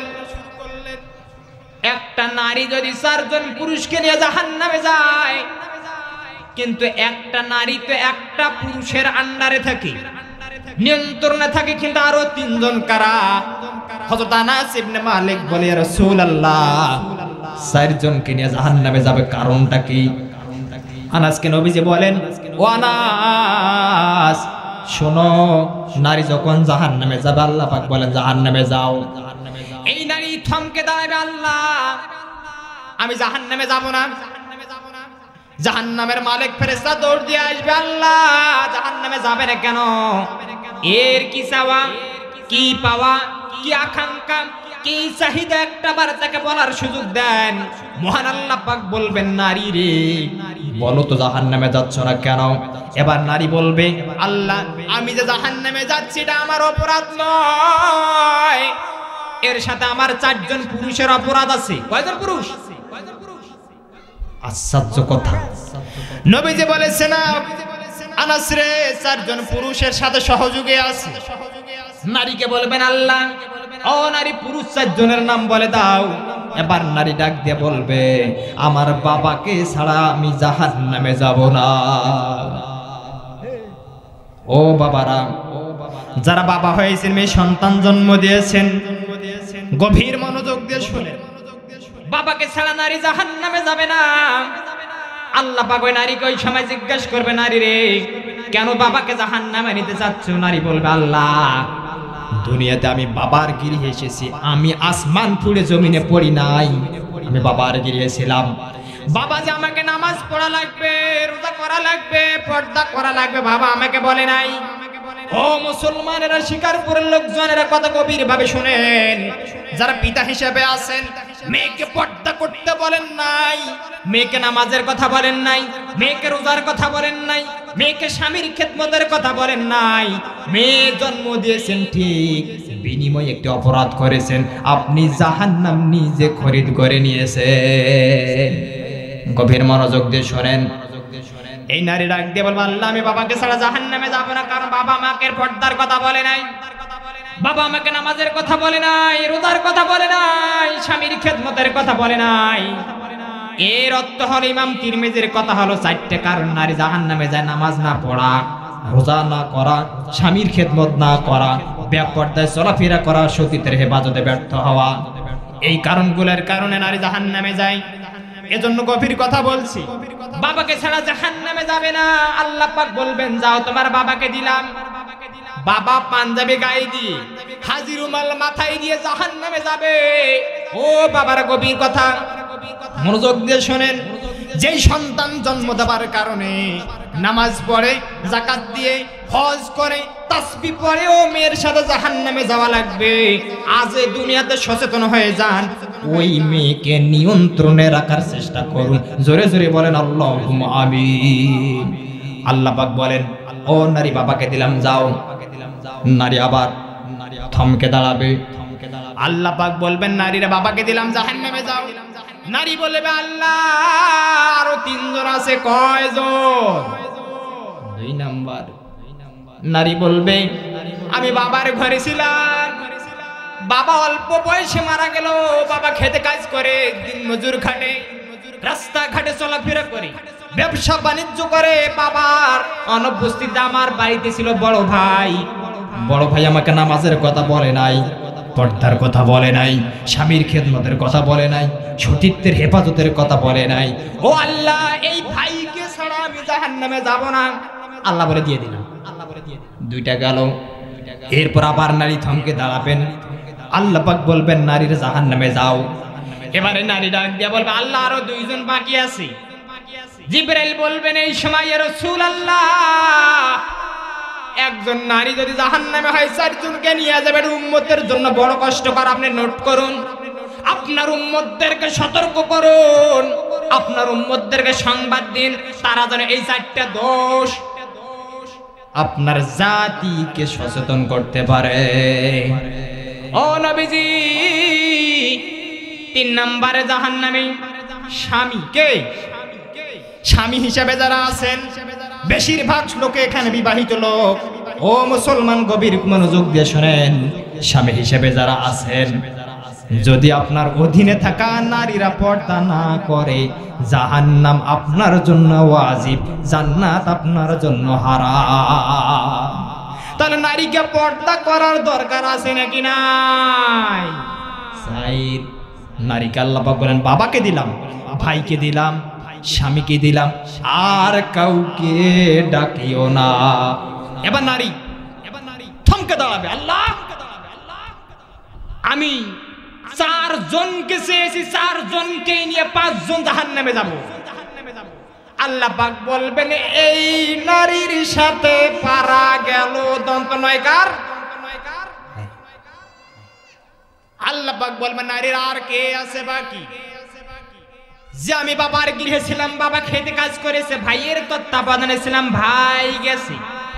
স্বামীর গৃহে আসলাম, স্বামী গেছে, কিন্তু স্বামী মারা যাবার পরে স্বামীর ঘরে আমার একটা সন্তান ছিল, ফুটফুটে চাঁদের ন্যায়, গোলাপের ন্যায় ছেলে সন্তান।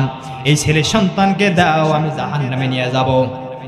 ও ভাইরা, যুবকেরা কান খাড়া করে শুনেন, আপনার তত্ত্বাবধানে, আপনার নিয়ন্ত্রণে, আপনার নেতৃত্বে থাকা যায় সমস্ত নারীগুলো পর্দা করছে না, মনে রাখবেন আপনি জাহান্নামের জন্য তৈরি। এজন্য বলছে 4 কারণে নারী জাহান্নামে যায়: নামাজ না পড়া, রোজা না করা, পর্দা সতীত্বের হেফাজত না করা, স্বামীর আনুগত্য না করা। কয় কারণ হলো? আর 4 জনকে নিয়ে যায় বাবা, ভাই, স্বামী, সন্তান। এই এখানে শেষ। এরপরে নূর নবী যে বলেন, হযরত আবু বকর বলেছেন হুজুর এরপরে হাসরের ময়দানে কারা উঠবে?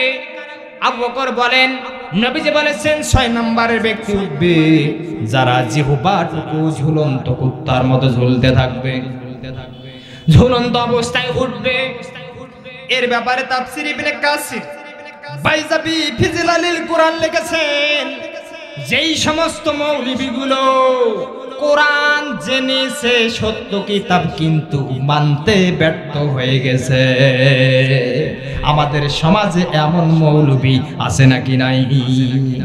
মৌলবীরা জানে সুদের কথা বললে, ঘুষের কথা বললে, জেনাবা বিচারের কথা বললে, পর্দার কথা বললে ইমামতি যেতে পারে।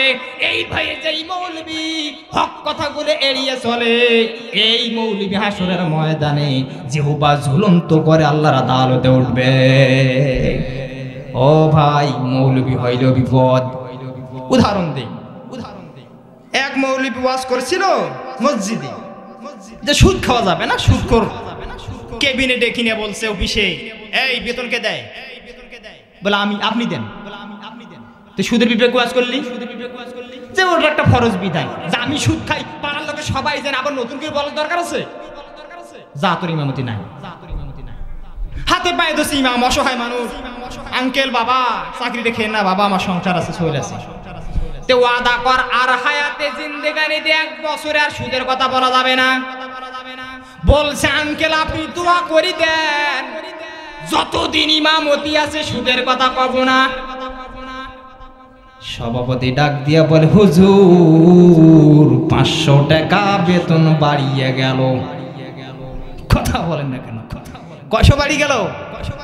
হায় হায়, 500 টাকার জন্য যে ইমাম সুদের কথা মসজিদ থেকে আউট করে নেয়, ওই ইমামের পিছনে মুমিনের নামাজ মুনাফিকের হতে পারে, ফাসিকের হতে পারে, জালিমের হতে পারে। ও আল্লাহ, ওই ইমাম পরবর্তী দিনে ওয়াজ করেছে ঘুষের। কেশিয়ার সাহেব হলো কাস্টম অফিসার, ওই দিনে ভাগ্য ভালো এসে গেছে। ও সভাপতি সাহেব, কি ইমাম আবুল ইমান পাগল ইমাম এনেছো, সুদও বোঝে না ঘুষও বোঝে না, আমি অফিসার, মাঝে মাঝে না খাই দিকে আমার চলে, আর আমি ঘুষ খাই, এটা আবার জানান দেওয়ার দরকার আছে? এই ইমামতি রাখাই যাবে না। হুজুর ফির আবার হাত পা ধরি বলে যে আমার ইমামতি যদি খান আমার ছেলেরা কি খাবে? এবার কাস্টম অফিসার বলল তাহলে আপনাকে ইমামতি রাখতে পারি, একটা শর্ত আছে। শর্ত হলো আপনি এই মসজিদের কোনোদিন ঘুষের কথা কবার হবে না। হুজুর আমি আর বলবো, কাস্টম অফিসার বললো তাহলে আবারও 500 বেতন বাড়ি গেল। কয় হাজার বাড়ি? 1000 বেতন যে ইমামের বাড়ে, আর এই বেতনের ভয়ে যেই ব্যক্তি হক কথা বাদ দেয়, কিয়ামতের ময়দানে হাসরের ময়দানে উঠবে ইমাম হিসেবে, নেতা হিসেবে, কিন্তু জিহ্বাটা বুক বরাবর ঝুলতে থাকবে, আর টপ টপ করে দুর্গন্ধযুক্ত পানি বের হবে। এই ইমাম আরেকটা ধাপা গাইয়া পরে জুমে আলোচনা করছে পর্দার কেশিয়ার সাহেবের বউ বেরাকে চাকরি করে। হুজুর আর রাখা সম্ভব না। তারপরে হাত পা ধরে ইমামতি রাখছে, বলছে আর জিন্দিগানিতে কোনো কথা বলবো না, খালি এখন আসবে বাবারা হাতে ধরি পায়ে ধরি নামাজ পড়ো, আর কি করেন করো, অন্তত পক্ষে নামাজ পড়ো।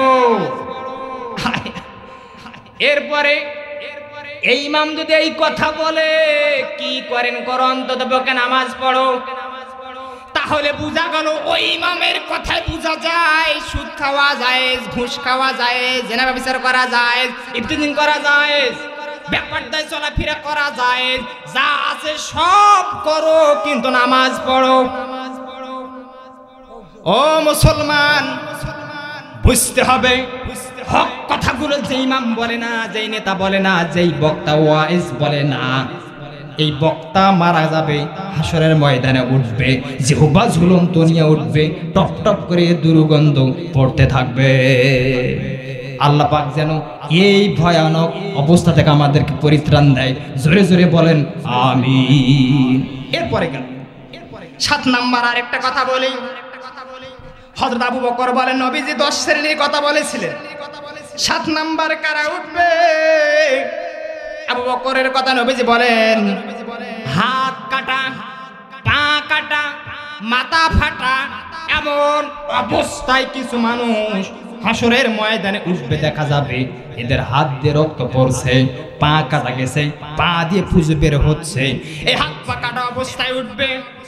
আবু বকর বলেন নবীজি এরা কি দুনিয়াতে ন্যাংড়া খোলা হাত ভাঙ্গা পা ভাঙ্গা অ্যাক্সিডেন্ট হওয়া ছিল নাকি? নবীজি বলেন না না না, এটা বড় ভয়ানক অপরাধ ছিল। এই ব্যক্তিগুলো দুনিয়াতে প্রতিবেশীর সাথে খারাপ আচরণ করেছে। ওয়াজ এইবার হুজুরদের গায়ে লাগছে। প্রতিবেশীর সাথে খারাপ আচরণ করা ব্যক্তি হাত পা কাটা অবস্থায় উঠবে। এরপরে নবীজি বলেছেন আরেকটা লোক উঠবে, যেই লোকটা দেখা যাবে পা আছে আসমানে, মাথা আছে জমিনের দিকে, কিন্তু ফাঁসিতে ঝুলন্ত আছে আগুনের শিকল জিনজির দ্বারা। জিবরাইল এসে বলেন নবীজি আপনার আবু বকরকে বলেন এই ব্যক্তি হলো তারা দুনিয়াতে নেতা নেত্রী ছিল যারা জুলুম করেছে উম্মতের উপরে, তারা এমন জুলুমবাজ নেতাকে আমার আমাদের সমাজে আছে নাকি নাই?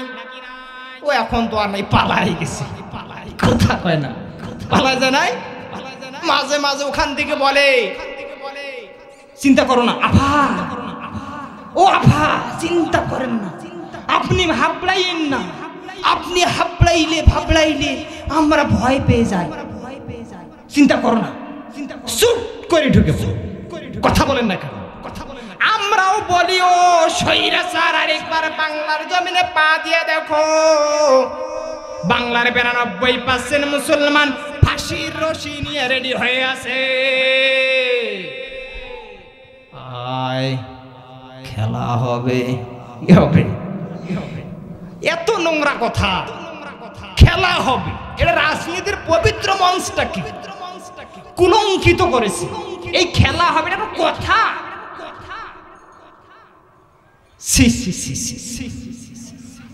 খেলা হবে, এটা কোন রাজনৈতিক কোন পরিভাষা? এত নোংরা মানে নিচু কথা রাজনীতিতে আনার দরকার আছে কি? তারা মানে তারা বোঝা গেল তারা নোংরা থেকে উঠে আসা নেতা, বুঝতে হবে। তাহলে নূর নবী যে বলেন আবু বকর 8 নম্বর লোক উঠবে শুলে, ঝুলন্ত আগুনের শুলে। জিবরাইল বলে নবীজি আপনার আবু বকরকে বলে দেন এই ব্যক্তিগুলো হলো নেতা, যারা নেতা হিসাবে ছিল জনগণের উপরে জুলুম করেছে, এমন জুলুমবাজ নেতা, এমন জুলুমবাজ নেতার অনুসারে আশা করা যায় মিঠা পুকুরের শিকারপুর একটাও নাই। ইতিহাসে বিরল, এই পৃথিবীর ইতিহাসে 2-1 নেতা পালাইছে, ডকুমেন্টস আছে, কিন্তু এর এত বড় স্বৈরাচার সপরিবারে নাই। কথা বলেন না কেন? বুঝতে হবে, সপরিবারে নাই। 300 জন এমপি, 300 জন এমপি নাই, নেতা নাই।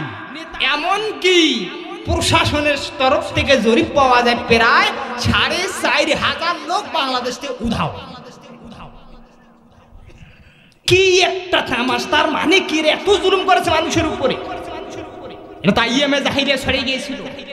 আইএমএ জাহিলিয়া মানুষ বিচারের জন্য কান্না করেছে, ছটপট ছটপট করে বাবার সামনে সন্তানের প্রাণ গেল। আবু জাহেল বিচার করেনি, বরং যারা বিচারের জন্য ঘুরেছে তাদের উপরে উল্টা বিচার করেছে। নব্য আবু জাহেল আমাদের তাই করেছেন। কোরআনের পাখিকে দেখতে যাওয়া কোরআনের পাখির শহীদ সন্তান মরহুম রাফিক বিন সাইদি যখন বাবার নির্যাতনের চিত্র দেখলো, চিত্র দেখার সাথে সাথে কলিজা ফেটে শাহাদাত বরণ করলো। সুতরাং বুঝতে হবে, যেই জালিমেরা জুলুম করেছে, যেই জালিমেরা মুসলমানদের উপর অত্যাচার করেছে, নির্যাতন চালিয়েছে, আলেম ওলামাদেরকে ফাঁসির কাস্টে ঝুলাইয়েছে, আলেমদের দেখলে গুলে নির্দেশ দিয়েছিল, ও জালিমেরা তাকিয়ে দেখো, যেদিন হাসর কায়েম হয়ে যাবে সেদিন তোমরা আগুনের শুলে ঝুলন্ত হিসাবে উঠবে। সুতরাং নবীজি বলেছেন আবু বকর 8 নম্বরের ব্যক্তি উঠবে যারা শুলে ঝুলন্ত নেতা ছিল দুনিয়াতে, যে মানুষের উপরে জুলুম করেছে, মানুষের উপর অত্যাচার করেছে, মানুষের উপর নির্যাতন চালিয়েছে। এরা শুলে ঝুলন্ত অবস্থায় উঠবে। 9 নম্বর দুর্গন্ধময় যুক্ত হিসেবে একটা দল হাসরের ময়দানে উঠবে। হযরত আবু বকর বলেছেন, ইয়া রাসূলুল্লাহ এরা কারা? এরা আবার কারা? কোথা থেকে এলো এরা? কথা বলেন না কেন? কোথা থেকে এলো? আবু বকর বলছেন, নবীজি বলেন, নবীজি বলছেন যারা দুনিয়াতে যাকাত দেয় নাই, এরা দুনিয়াতে যাকাত না দেওয়ার অপরাধে হাসরের ময়দানে দুর্গন্ধ নিয়ে উঠবে। যাকাত না দেওয়ার লোক মনে হয় শিকারপুরে নাই, সবাই যাকাত দেয়, আছে নাকি নাই? তাহলে শিকারপুরে সবাই যাকাত দেয়, যাকাত না দেওয়া লোক নাই। যারা যাকাত দেন না, 2.5 টাকা হারে যদি আপনি যাকাত দিতে ব্যর্থ হয়ে যান, যতই আপনি সুগন্ধ গাইতে ইন্তেকাল করেন, যতই আপনার কবরে আতর সুরমা লাগানো হোক না কেন, যতই সুগন্ধ করা হোক না কেন, কবরটাকে কিন্তু হাসরের ময়দানে আপনি দুর্গন্ধযুক্ত অবস্থায় উঠবেন। এজন্য যাকাত দেওয়া দরকার আছে নাকি নাই? এখন যাকাত নেওয়া আমাদের সাথে তামাশা চলে। তামাশা কি? দু একটা কথা না বললেই নয়, গ্রামের মানুষ কতটুকু বলে দিই। সাহেব এসেছে ঢাকা থেকে, গ্রামে ঢোল দিছে, গ্রামের গরিব লোক 50 জনকে শাড়ি দেবে, লুঙ্গি দেবে। ঠিক আছে, ঠিক আছে, এই শাড়ি লুঙ্গি দিবেন, ঠিক আছে। পরবর্তী দিনে লোক লাইন হয়েছে, বলে লাইন হন, লাইন হয়েছে। এখন শাড়ি 1.5 কেজি ওজনে শাড়ি তুলছে 5 জনে মিলে, বাপ ছেলে ভাতিজা চাচা যা আছে আর কি, 5 জনে মিলে শাড়িটা এইরকম করে ধরছে।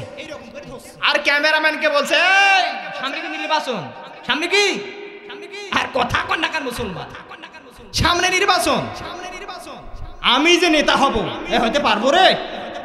এই যে শাড়ি দিলাম, লুঙ্গি দিলাম, এ কার কয়টা ক্যামেরা আছে তুলে লাইভ প্রচার করো। এই রকম যাকাত দেওয়ানার জাত আমাদের দেশে নাই। যদি এইরকম যাকাত দেওয়ার লোক আমাদের সমাজে থাকে মুসলমান, এই যাকাত দেওয়া লোক দুর্গন্ধযুক্ত অবস্থায় হাসরের ময়দানে উঠবে। তাহলে এই রকম যাকাত দেওয়া যাবে? যাকাত দেবেন চুপ করে, আল্লাহ পাক যেটা আপনাকে বিধান রেখে দিয়েছেন এর বাইরে যাকাত দিবেন না। যাকাত দিবেন, পরিপূর্ণ দিবেন। তাহলে যাকাতের নামে তামাশা করা যাবে? যাকাত হয়েছে আপনার 10 কোটি টাকা, আপনি যাকাত দিলেন 20,000, তাও ক্যামেরা 20টা, এই তামাশা করা যাকাত দেওয়া যাবে না। 10 নাম্বার নূর নবীজি বলেন, আবু বকর বলেছেন আরেকটা দল উঠবে, এই দলটা হবে গায়ে থাকবে আগুনের পোশাক, পাঞ্জাবি। সুবহানাল্লাহ। হায় হায় হায়, কি ওয়াজ শুনলেন দেখুন। তাহলে হচ্ছে কি 10 নাম্বার আগুনের পোশাক পরিধান করা অবস্থায় লোকজন উঠবে। নবীজিকে আবু বকর বলবেন, ইয়া রাসূলুল্লাহ, ইয়া হাবিবাল্লাহ, এই ব্যক্তিগুলো কারা? নবীজি বলেন, আবু বকর রে, দুনিয়াতে যাদের কাছ দিয়ে যাওয়াই যায়নি অহংকারের কারণে, তাহলে অহংকার করা লোক আমাদের সমাজ আল্লাহর রহমত একটাও নাই। যারা অহংকার করে আগুনের পোশাক গায়ে দিয়ে হাসরের ময়দানে উঠা লাগবে। কথা বলেন না কেন? তারা অহংকার করা যাবে? যারা অহংকার করে হাসরের ময়দানে আগুনের পোশাক গায়ে দিয়ে দেখে কত যে কঠিন হবে। এজন্যই দুনিয়াতে সতর্ক হন, দুনিয়াতে নিজেকে নিয়ন্ত্রণ আনুন, কন্ট্রোলে রাখুন, যে অহংকার করা যাবে না। অহংকার হয় কিসের? খুব সুন্দর করে বলছি, হযরত আয়েশা রাদিয়াল্লাহু তাআলা আনহা বলেছেন, অহংকার মানুষ 3 জায়গায় করে। 1 সম্পদের অহংকার, 2 বংশের অহংকার, 3 রূপ সৌন্দর্য যৌবনের অহংকার। কয়টা হলো? 1 সম্পদের অহংকার। কিসের অহংকারী করো? সিলেটে যান, 2-4 বছর আগে যাদের 5 তলা 10 তলা বিল্ডিং ছিল আজকে পথের ফকির। সকালবেলার আমির আর ফকির সন্ধ্যাবেলা। আছে না নাই? আল্লাহ পাক লক্ষ কোটি কোটি টাকার সম্পদশালীদেরকে ভিক্ষা খাওয়াইয়া মারছে, এমন নজির হাজার হাজার আছে। কথা বলেন না কেন? তাহলে সম্পদের অহংকার যদি করেন, ও মুসলমান কান খাড়া করে শুনেন, তাহলে হাসরের ময়দানে আপনি আগুনের পোশাক পরিহিত অবস্থায় উঠবেন। 2 নম্বর হলো বংশের অহংকার। যুগ যুগে বহু বংশকে আল্লাহ পাক দেখেছেন যাদের বংশে কোন পুরুষ সন্তান পর্যন্ত আল্লাহ পাক রাখে নাই, বেলজ্জতার সাথে নির্লজ্জতার সাথে দুনিয়া থেকে বিদায় করেছেন।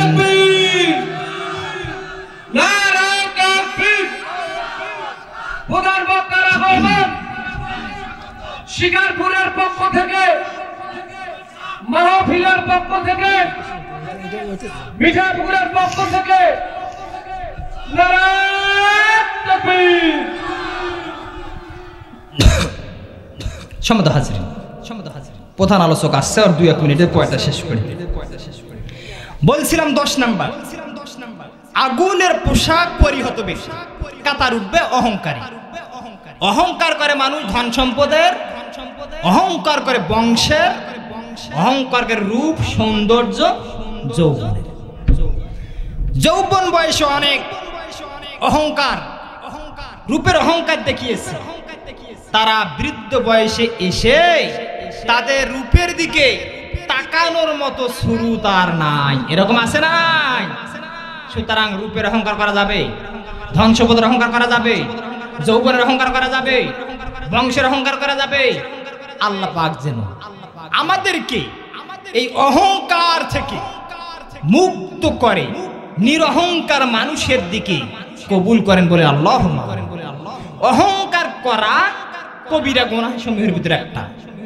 ইমাম বুখারী লিখেছেন, অহংকার করবে তিনি যার অভাব নাই। সুবহানাল্লাহ কোন? যার অভাব নাই তিনি অহংকার করবে। অভাব কার নাই? সবাইর অভাব আছে। অভাব যার নাই তিনি করবেন না অহংকার, আর যার অভাব আছে তিনি যদি অহংকার করে, নূর নবীজি বলেছেন, তাহলে ওই ব্যক্তি আল্লাহ পাকের চাদরকে নিয়ে টানাটানি করে। নাউজুবিল্লাহ বলেছেন। এজন্য অহংকার করা যাবে না। আমি আপনাদের এলাকারই সন্তান, প্রধান আলোচককে বসায় রেখে ভাই অনেক দূর থেকে এসেছে, তার মুখে কথা শোনার জন্য আমরা এসেছি। আমি আপনাদের এলাকারই মানুষ। এরপরে দুই একটা ওয়াজের কথা আমি আপনাদেরকে বলি। সম্ভবত 28 তারিখ পাশে দিনের বেলা একটা মাহফিল আছে, এই রব্বানি ভাই সহ আমি আছি এই পাশে। 29 তারিখ দিনের বেলায় সম্ভবত এই নাগেরহাটের পাশে। 30 তারিখ আসি, 29 রাত্রে বেলা ফকিরহাটে আসি, 28 তারিখ রাত্রে বেলা ওই পাশে পীরগঞ্জের ওই দিকে আসি। যদি আমার নামে অন্তত পক্ষে শুনে ছোট্ট মানুষ মনে করে, এলাকার ভাই মনে করে, এলাকার সন্তান মনে করে, আসার জন্য আমি এতটুকু আহ্বান দাওয়াত রাখলাম। সকলের সুস্বাস্থ্য দীর্ঘায়ু কামনা করে আজকের অসমাপ্ত অগোছালো আলোচনা আজকের মতো সমাপ্ত করছি। আসসালামু আলাইকুম ওয়া রাহমাতুল্লাহি ওয়া বারাকাতুহু।